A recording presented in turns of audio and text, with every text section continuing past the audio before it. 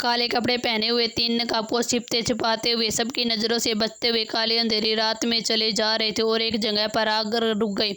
उन तीनों के सामने एक विशाल निवास स्थान था जिसकी दीवारें काफ़ी ऊंची थी। तीनों ने एक दूसरे को इशारा किया। बीच वाले ने अपने कमर से बंधी हुई रस्सी का गुच्छा निकाला और कांटा फंसाकर पूरी ताकत से दीवार के दूसरी तरफ आ गया। लोहे का मजबूत कांटा दीवार से दूसरी तरफ जाकर फंस गया। पहले वाले नकाबपोश ने रस्सी को पूरी ताकत से अपनी तरफ खींचा ताकि पता लगा सके कि कांटा दूसरी तरफ मजबूती से अटक गया है या नहीं। जब उन्हें पूरा विश्वास हो गया कि यह अच्छी तरह से दूसरी दीवार पर अटक गया तो पहले वाले ने अपने थंब अप का अंगूठा दिखाकर चढ़ना शुरू कर दिया।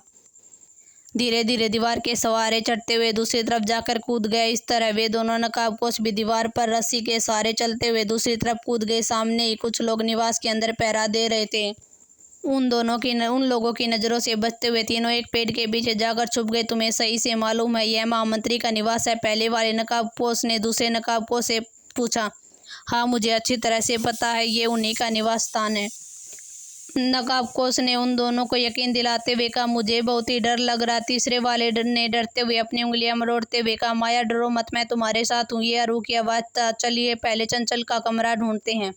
यह सोना की आवाज़ थी। तीनों सिपाहियों से छिपते हुए एक कमरे को झांकने लगी। तभी एक कमरे में कुछ अजीब अजीब आवाज़ें आ रही थी। देखा, महामंत्री अपने से आधी उम्र की दासी के साथ व्यस्त थे। ये देखकर तीनों के दिल में घिन से भर गया। एक के बाद एक कमरों के खिड़की और दरवाजे को देखते हुए आगे बढ़ रही थी। तभी उन्हें एक कमरा मिल गया जहाँ चंचल अपने बिस्तर पर सोई हुई थी।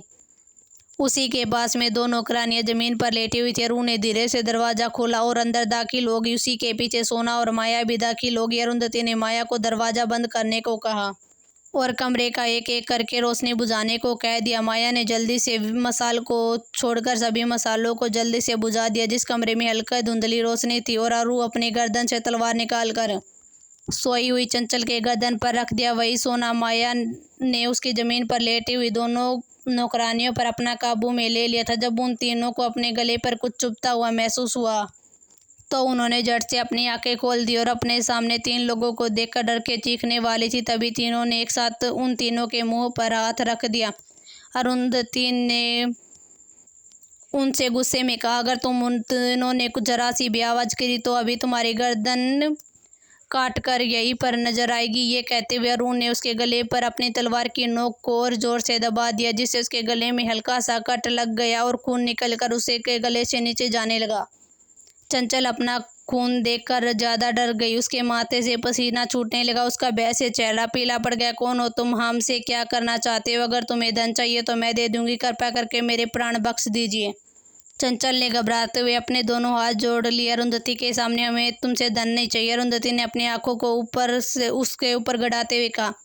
चंचल ने अपने आप को उसे घूरते हुए देखा तो अपने दोनों हाथ अपने सीने पर लगाते हुए अरुंधति ये देखकर उसकी आंखें छोटी हो गई। ये पागल क्या है? यह मुझे कुछ और ही समझ रही है, जैसे इसके साथ मैं कुछ करने वाली। अरुंधति ने उसके गले पर हल्का सा तलवार का जोर देते हुए कहा, बस मुझे तुमसे कुछ सवाल पूछने हैं और उसका सही उत्तर तुम्हें देना होगा। अगर नहीं दिया तो अरुंधति ने अपने तलवार पर उसके गले पर जोर देते हुए कहा। कौन से सवाल? चंचल ने डर से अकलाते हुए कहा। उसे अपने सामने मौत खड़ी हुई दिख रही थी। उस रात का राज जो तुमने राजकुमारी नयन से कहा था, अरुंधति ने घूरते हुए कहा। चंचल की आंखें बड़ी होगी। वह हैरानी से उसे देखने लगी। कौन सी रात? मुझे कुछ भी नहीं पता। मैं कुछ नहीं जानती। मैं राजकुमारी नयन को नहीं जानती। तुम्हें कोई गलतफहमी हुई है। राजकुमारी चंचल की जबान लड़खड़ा रही थी। वह अपनी नजरों को इधर उधर कर रही थी। अरुंधति समझ गई वह आसानी से कोई सवाल का जवाब नहीं देगी। उसने अपनी तलवार का जोर उसके गले पर कर दिया, जिससे उसका खून तेजी से बहने लगा। ये देखकर चंचल डर गई। तेजी से कहने लगी, मुझे कुछ मत करना, मैं सब बता दूंगी। ये कहते हुए चंचल तोते की तरह सब कुछ बकने लगी कि यह घटना उस दिन की है जिस दिन हम सब पतंग उत्सव में घूमने गए थे। उसी दिन हम लोग एक भोजनालय में भोजन करने गए थे। वहीं पर राजकुमार राज और राजकुमारी नयन अपनी दासियों के साथ भोजन करने आई थी। हम लोग अपना भोजन कर ही रहे थे, तभी हमने अरुंधति को अपने साथी के साथ जाते हुए देखा। अरुंधति, राजकुमारी नयन और हम दोनों ही अरू से बहुत ही नफरत करते थे, क्योंकि वह हम सबसे ज़्यादा सुंदर थी, सबसे ज़्यादा दयालु और काबिल थी। सभी लोग उसकी तरफ आकर्षित हो जाते थे। मैं भी राजकुमार राज से प्रेम करती थी। इधर राजकुमारी नयन अरुंधति और राजकुमार राज को कामुकता की औषधि पिला दिया था। राजकुमारी नयन राजकुमार राज के साथ शारीरिक संबंध बनाकर उनकी पत्नी बनना चाहती थी। वही अरुंधति को किसी और के साथ रखकर बदनाम करना चाहती थी। लेकिन राजकुमारी नयन की सारी योजना विफल होगी। जब भोजनालय पर डाकुओं ने हमला किया तो राजकुमार राज उनसे लड़ने के लिए बाहर चले गए। हम लोगों को छुपे हुए काफ़ी वक्त बीत गया था, यहाँ तक कि रात हो गई थी। इधर अरुंधति की हालत ख़राब होने लगी। वह एक कमरे में चली गई और हम लोग भी डाकुओं के डर के मारे एक कमरे में जाकर छुप गए। जब सारे डाकू को मार दिया गया तब मैंने धीरे से दरवाज़ा खोलकर कमरे में झाँका। तभी देखा कि एक नकाबपोश पहले एक व्यक्ति बगल के कमरे से बाहर निकल रहा। उसने अपने चेहरे पर काला कपड़ा पहन रखा था। पहले तो मैं समझी कि वह कोई डाकू है, लेकिन तभी उसने अपने चेहरे से नकाब हटा दिया। वह राजकुमार राज थे। अरुंधति ने जब चंचल की बात सुनी तो उसके हाथ हिल गए। उसके चेहरे से एक साया आकर गुजर गई। यानी हर्ष के पिता कोई और नहीं, राजकुमार राज है। न जाने क्यों उसके अंदर से बहुत ही खुशी महसूस हो रही थी। फिर आगे क्या हुआ? अरुंधति चंचल से पूछा। राजकुमार राज के चेहरे पर मैंने इतनी खुशी कभी नहीं देखी थी जितनी मैंने उस दिन देखी थी। वे पीछे पलट के दरवाजे को देख रहे थे और फिर सीधे वहां से निकल गई। वही मुझे यह देखकर बहुत ही गुस्से से भर गई। मैंने सोचा वह कौन सी लड़की है जो राजकुमार राज के साथ थी। तभी मैं उस कमरे में जाने की सोच रही थी, तभी कमरे का दरवाज़ा एक बार फिर खुला। उसमें से अरुंधति रोती हुई बुरी हालत में बाहर निकली। वह मेरे कमरे के सामने से गुजरने लगी। तभी उसकी दासी माया उसके पास आई। जब उसकी हालत देखी तो उसके बारे में पूछा। अरुंधति ने सब कुछ बताते हुए उसके सामने अपने हाथ से एक अंगूठी निकाली और वह वही जमीन पर फेंक कर चली गई। उन दोनों के जाने के बाद मैंने वह अंगूठी जस्ट से उठा ली। मैं उसे पहनने ही वाली थी, तभी किसी ने मेरे हाथ पर हाथ रख दिया। देखा कि राजकुमारी नयन वही खड़ी थी। उन्होंने मेरे हाथ से वह अंगूठी छीन ली। मैंने यह देखकर बहुत ही गुस्सा आया। मैं उनसे यह अंगूठी वापस लेने की कोशिश की तो उन्होंने वादा किया कि अगर वह उसकी पत्नी बन जाती है तो वह मुझे दूसरी पत्नी का दर्जा देगी। लेकिन बाद में जब राजकुमार राज के लिए पत्नियों का चुनाव हो रहा था तो राजा ने अरुंधति को चुना। यह कहकर चंचल खामोश हो गई। अरुंधति उसकी जलती हुई नज़रों से देखते हुए कहने लगी, इसके अलावा भी तुम्हें कुछ और पता है? वह भी सारी बात मुझे बताओ। अरुंधति ने राजकुमारी नयन के बच्चे को कैसे मारा, इसके बारे में तुम्हें क्या पता? अरुंधति ने चंचल से पूछा।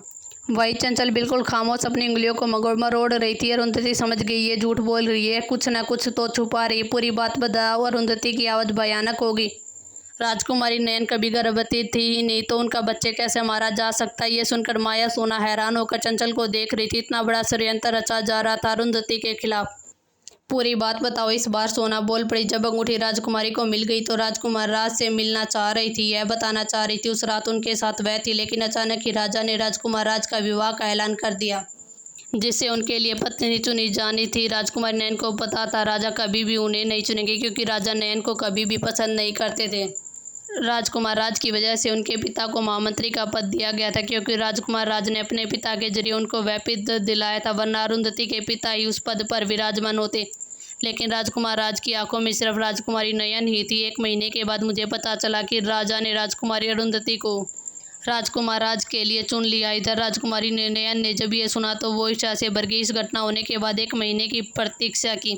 वह क्यों? माया ने चंचलता से पूछा। क्योंकि वह राजकुमार राज से तभी विवाह कर सकती थी जब राजकुमारी से कहती है वह उनसे गर्भवती है, और यही राजकुमारी ने किया अभी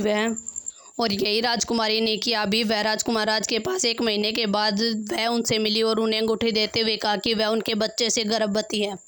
इसी तरह राजकुमार राज राजकुमारी नयन का विवाह हो गया। इससे ज़्यादा मुझे कुछ भी नहीं पता। उसके बाद अरुंधति के साथ वहाँ उस महल में क्या हुआ, क्योंकि मुझे भी यह बाद में पता चला। राजकुमारी नयन ने अरुंधति पर बहुत ही ज़्यादा जुल्म किए हैं, क्योंकि राजकुमार राज उन्हें बहुत ही मानते थे, इसलिए उन्हें रोकने वाला कोई भी नहीं था। फिर कुछ दिनों के बाद पता चला राजकुमार ने अरुंधति को एकांतवास में डाल दिया है। बस मुझे इससे ज़्यादा कुछ भी नहीं पता। बाकी चीज़ तो राजकुमारी नयन की खास दासी ही बता सकती है, क्योंकि राजकुमारी नयन के हर अपराध में वो बराबर की भागीदार थी। ये कहते हुए चंचल ने कहा, मैंने सब कुछ बता दिया, कृपया करके मुझे छोड़ दो। और ने एक ठंडी सांस ली और उसने चंचल के गले की एक नस दबा दी। चंचल बिस्तर पर गिरकर गहरी नींद में चली गई। सोना और माया अरुंधति को तेजी से देख रही थी। वह दासियाँ ये देखकर डर से चिल्लाने लगी कि राजकुमारी अरुंधति ने तेजी से उन दोनों की गले की नसें भी दबा दी और जल्द से जल्द वे तीनों आई वैसी वहाँ से निकल गई। वही रास्ते में अरुंधति के दिल और दिमाग में जंग चल रही थी। आज उसे हर्ष के पिता का पता तो चल गया था, लेकिन अभी भी वह सच्चाई से दूर थी। वही रात के अंधेरे में राज्य के एक मधुशाला में एक कमरे में कुछ काले कपड़े पहने हुए लोग बैठे थे और बीच के मेज पे खाने पीने की चीज़ रुकी हुई थी। साथ ही शराब पी जा रही थी। उन सभी के चेहरे काले कपड़े से ढके हुए थे और सामने कुछ लड़कियां नाच रही थी। उन लोगों को देखने से लग रहा था वे किसी का इंतज़ार कर रही हैं। तभी उस कमरे का दरवाज़ा खुला। एक नकाबपोश अंदर आता हुआ दिखाई दिया। उसी के पीछे एक और उसी की तरह कपड़े पहने हुए व्यक्ति भी अंदर आता हुआ दिखाई दिया। वह सब उस व्यक्ति को देखकर अपने स्थान से खड़े हो गए। वह व्यक्ति एक जगह से जाकर बैठ गया और दूसरा वाला नकाबपोश के बगल में बैठ गया। उसके बैठने से बाकी के नकाबपोश भी ज़मीन पर बैठ के क्या खबर है बाद में आने वाले नकाबपोश पूछने लगे। उनमें से एक व्यक्ति उठा, राजकुमार राज, खबर बहुत ही अच्छी नहीं है। उस व्यक्ति ने सर झुकाते हुए कहा, पूरी खबर बताओ। राजकुमार राज ने पूरी बात बताने को कहा। हम लोगों के राज्य के दुश्मनों ने आपस में हाथ मिला लिया। उन लोगों का हमारे राज्य पर आक्रमण करने की योजना बना रहे, लेकिन सबसे बड़ी समस्या तो ये है कि हमारे राज्य का कोई पद पर कार्य करने वाला व्यक्ति उन लोगों से मिला है जो उनको एक एक सूचना दे रहा। उन्होंने कुछ लोगों को हमारे राज्य में वेश बनाकर भेजा जो राज्य के गुप्त रास्तों का नुस्खा प्राप्त कर रहे हैं, जिससे उनका राज्य पर आक्रमण करना आसान हो। हम लोगों को यह पता नहीं कर पाए हमारे राज्य में ऐसा कौन सा व्यक्ति है जो राज्य से गद्दारी कर रहा। उस व्यक्ति की आवाज़ में गंभीरता थी। उसकी बात को सुनकर सभी लोग गंभीर मुद्रा में बैठ के, ये समस्या बहुत ही विकट है। हम लोगों को जल्द से जल्द कुछ करना पड़ेगा। सबसे पहले तो राज्य के अंदर जो गद्दार है उसका पता लगाने होगा। कौन है जो दूसरे राज्य के साथ मिलकर हमारे राज्य से गद्दारी कर रहा है? यह आदित्य की आवाज़ थी। ये आसान नहीं होगा राजकुमार आदित्य। वे लोग इतने शातिर हैं कि वे लोग हम लोगों के गुप्तचरों की नज़रों से बचे हुए हैं। हम सबको जल्द से जल्द इन गुप्तचरों का पता लगाना होगा। अगर कोई व्यक्ति उन लोगों से मिला हुआ होगा तो राज्य का नक्शा प्राप्त करने में ज़्यादा मुश्किल नहीं आएगी। उस आदमी ने दोबारा से कहा, ठीक है, आप लोग जाइए यहाँ से। राजकुमार राज ने बात सुनकर वह लोग वहाँ से उठकर चले गए। अब सिर्फ कमरे में 3 लोग थे, राजकुमार राज, चेतन और राजकुमार आदित्य। आप क्या सोच रहे? राजकुमार राज आदित्य ने राजकुमार राज को सोच में डूबते हुए पूछा तो कहने लगा, सबसे पहले तो राज्य का नक्शा हम लोगों को ऐसी जगह पर छुपाना होगा जो किसी को मालूम न पड़े, और हम लोगों को भी अपने जासूसों को वहाँ भेजना होगा ताकि वहाँ के अंदर की सूचनाएं हमें प्राप्त हो सकें। और साथ में हमें सैनिकों की शक्ति को भी बढ़ाना होगा और उत्तम हथियारों का भी। राजकुमार राज ने शब्दों में चिंता थी। उन्हें राज्य की सुरक्षा का सवाल है, क्यों ना हम अरुंधति से मदद ले। चेतन जो उसके पीछे खड़ा था अचानक बोल पड़ा। अरुंधति से राजकुमार राज ने रतन से पूछा, वह हमारी क्या मदद कर पाएगी? राजकुमारी अरुंधति कितनी तेज दिमाग की, उनके पास हर समस्या का हल होता है। एक बार उनसे बात तो की जाए और आपकी समस्याओं को बताया जाए, हो सकता है उनके पास कोई उपाय हो। रतन ने राजकुमार राज और आदित्य को देखते हुए कहा। अब वे दोनों अपनी सोच में गुम हो गए।